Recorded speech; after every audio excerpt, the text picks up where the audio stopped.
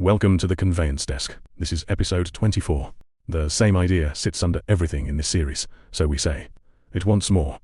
Every step in a transfer has someone chasing it, and the only question is who they answer to. Independent oversight is not a brand, and it is not a bigger firm. It is a reporting line, someone who works for you, and not for the side that earns a commission on the close.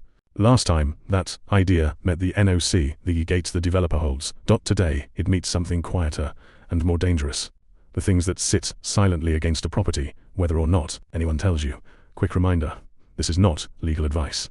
It is general information about how property transfers work in Dubai. For your own transaction, take advice on your own facts. Last time that idea met the NOC, the gates the developer holds. Today it meets something quieter and more dangerous. The things that sit silently against a property, whether or not anyone tells you. Quick reminder, this is not legal advice. It is general information about how property transfers work in Dubai. For your own transaction, take advice on your own facts. 1. What sits against a title? Here is the framing. A property is not just a unit and a price. It is a record, and that record can carry weight you cannot see from the listing. A mortgage the seller still owes, a lien from an unpaid bill, a freeze on the title from a dispute you were never told about, service charge arrears that travel with the unit, not the person. These are encumbrances. They are claims against the property itself, and until they are cleared, they are partly yours the moment you take it on. Why these stay hidden until late? None of this is exotic. It is on the record for anyone who pulls it and reads it properly. So why does it surface so late, so often? Because checking it carefully takes time. And time is the one thing a transaction in a hurry will not spend. The title check is the easiest step to do lightly. Glance at the deed, confirm the name, move on. A proper read means pulling the encumbrance position and reconciling it. That is slower, and slower is exactly what a deal racing to completion is built to avoid. There is a second reason these stay buried. The buyer rarely knows what to ask for. You can request the title position, the encumbrance status, the mortgage details, the service charge ledger. But if you do not know those words, you do not know they are missing. So the gap is not always hidden on purpose. Sometimes it is simply never opened because nobody whose interest was yours sat down to open it. 3. The structural reason, not the personal one. Here is the part people get wrong. This is not about bad people. It is about who is paid for what. If the person handling your file earns their fee when the transfer registers, their job is to register it. Finding a problem does not register the transfer. Finding a problem delays it. So the incentive is not to look too hard, not to lie, just not to dig. A charge that surfaces after completion, and this is the buyer's problem. A charge that surfaces before completion is everyone's problem today. Guess which one the system is quietly built to prefer.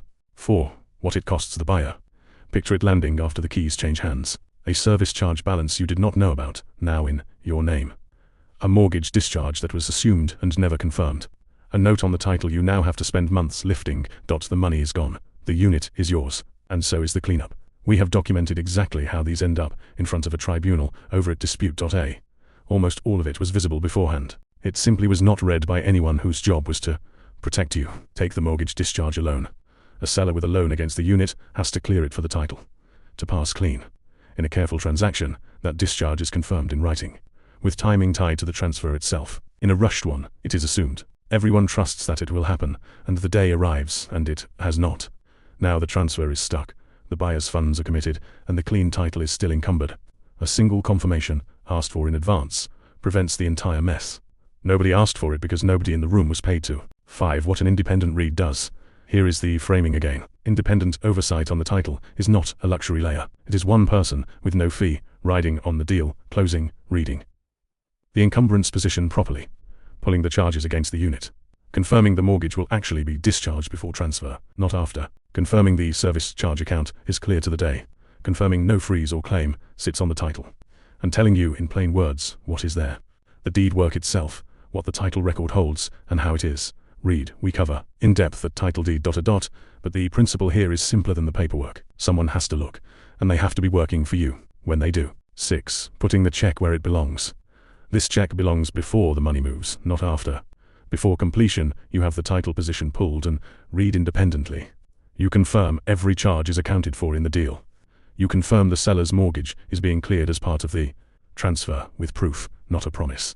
If something sits against the unit, you know before you fund, not after you own. None of this needs anyone's blessing.